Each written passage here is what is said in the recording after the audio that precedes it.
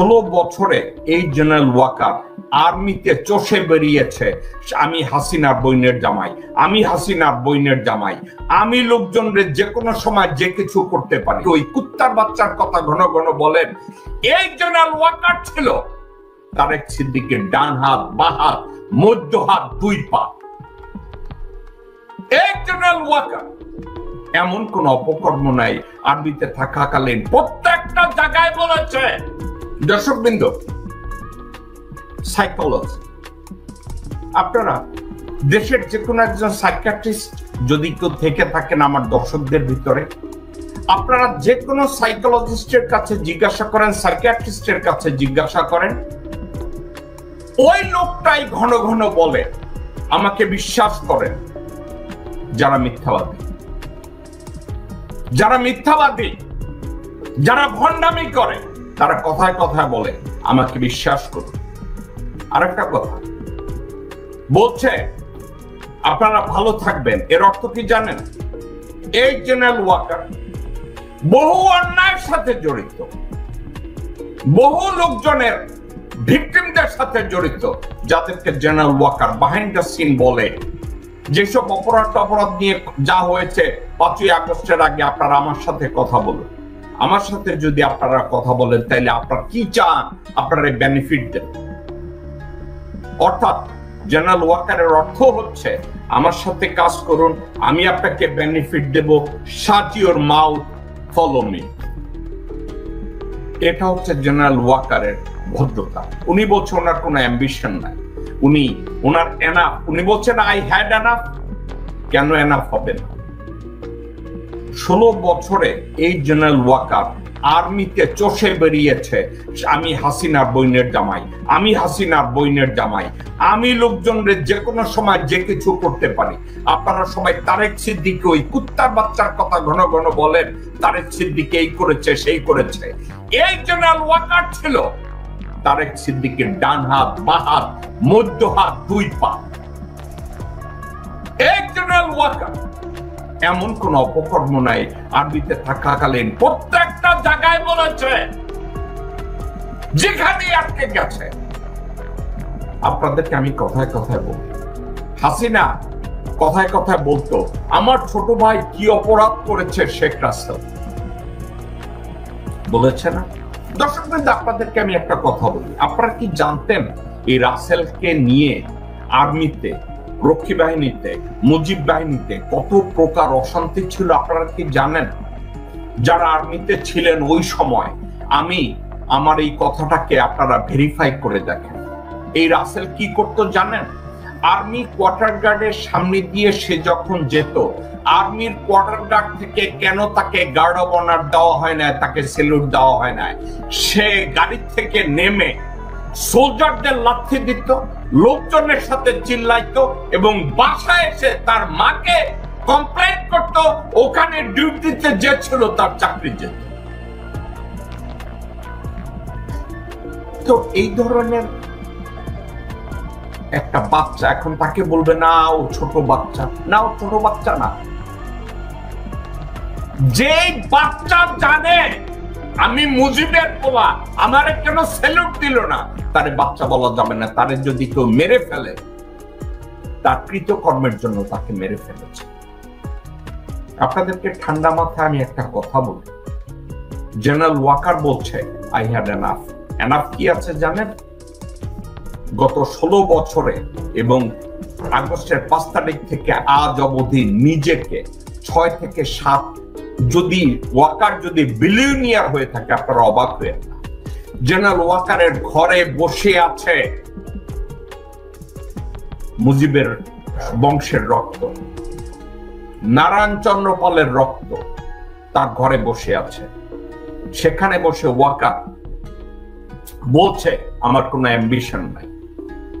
মাদারসান, তোমার মতো অযোগ্য একটা লোক সেনাবাহিনীতে চাকরি করে, এই অযোগ্য লোকটা তুমি ঠেলতে ঠেলতে অনেককে ক্রস করে তুমি তোমার ব্রিগেড কমান্ডার, তোমার ইউনিট কমান্ডারদেরকে ডিজোবে করে, ডিসিপ্লিন ব্রেক করে, বাংলাদেশের আর্মির রুল ব্রেক করে তুমি আর্মি চিফ হয়েছো, তোমার আর কি অ্যাম্বিশন থাকবে? তুমি তো ভারতের এক নম্বর দালাল যখন পালিয়ে গেছে, তুমি তো 2 নম্বর দালাল হিসাবে বসে আছো বাংলাদেশে। তোমার আবার অ্যাম্বিশন কি ওয়াকার? আপনার মতো মানুষরা যখন বলে আমার কোনো অ্যাম্বিশন নাই, ওয়াকার আপনি কি আপনার পিছনে তাকিয়ে দেখেছেন? ওয়াকার এই মুহূর্তে আপনার দিকে তাকিয়ে থাকে মানুষ একটা কারণে। কি কারণে তাকিয়ে থাকে? হাসিনা ছিল দালাল নাম্বার 1, আপনি এখন দালাল number 2।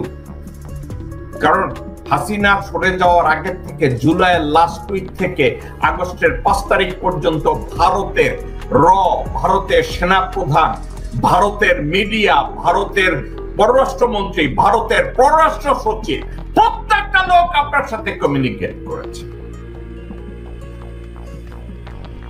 They had enough proof that you are one of their goal. তা আপনি বাংলাদেশের জনগণকে যখন আপনি বলেন আপনাকে বিশ্বাস করতে, why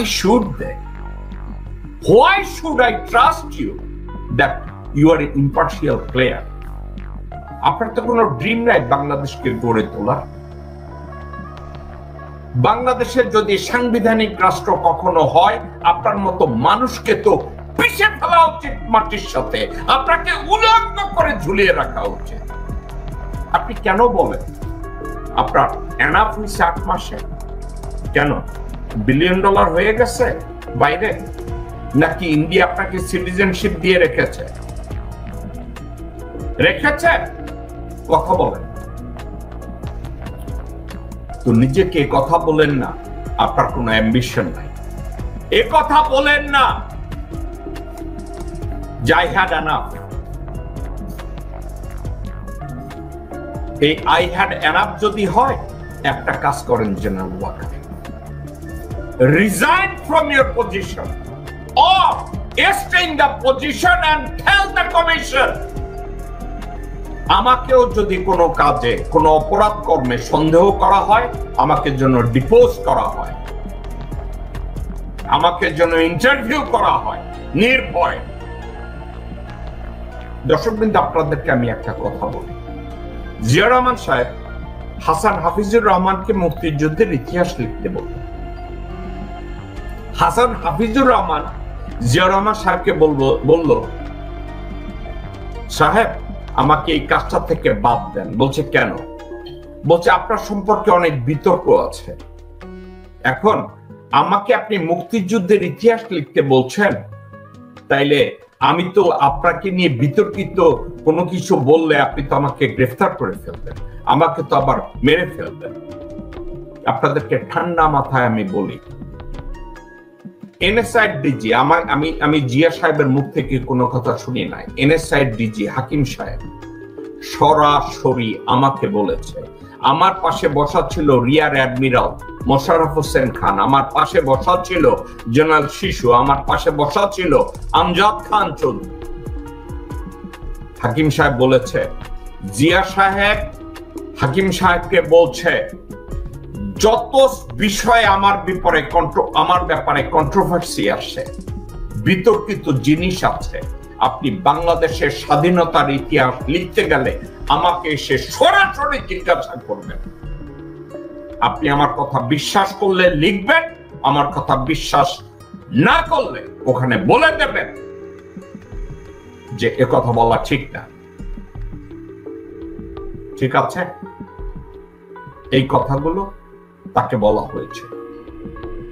জিয়া রহমান সাহেব বলেছিল, আমি যদি অন্যায় করে থাকি এটাকে মূল্যায়ন করেন, আমি যদি দেশদ্রোহী কোনো কাজ করে থাকি আমাকে আপনি সরাসরি জিজ্ঞাসা করেন। General Waker, can you do the same thing? আপনি কি বলতে পারবেন যেসব কমিশন করা হয়েছে তাদেরকে, যে আসুন আমার সাথে এগুলো নিয়ে কথা বলুন, আমাকে যদি কোনো ব্যাপারে দায়ী করা হয় এ ব্যাপারে আমাকে জিজ্ঞাসা করুন, আমাকে নির্ভয় এসব ব্যাপারে জিজ্ঞাসাবাদ করা হোক? আপনি কি করেছেন? আপনি করেন নাই। কেন করেন না জানেন? একটা কারণে করেন না, কারণ আপনি জানেন আপনি অপরাধী। এবং আমি আপনাকে অপরাধী বলছি না, আমি আপনাকে বেনিফিট অফ ডাউট দিচ্ছি।